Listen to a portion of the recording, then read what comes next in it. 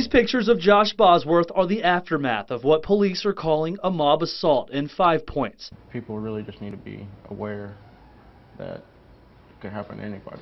The 21-year-old required 10 stitches in his forehead. A CAT scan showed a fractured jaw that required emergency surgery to put in a titanium plate and screws. I could have been stabbed, I could have been shot, I could have died, but you know, I mean, I got really lucky. It was almost like he was fighting for his life. While Josh doesn't remember much of the attack, his roommate Matthew Dempsey does. He says it started when another friend was punched outside of a pub in 5 Points. Josh went up there trying to defend him, and they ended up surrounding him and beating him up pretty bad. And I tried to get in there to help him out, and I couldn't.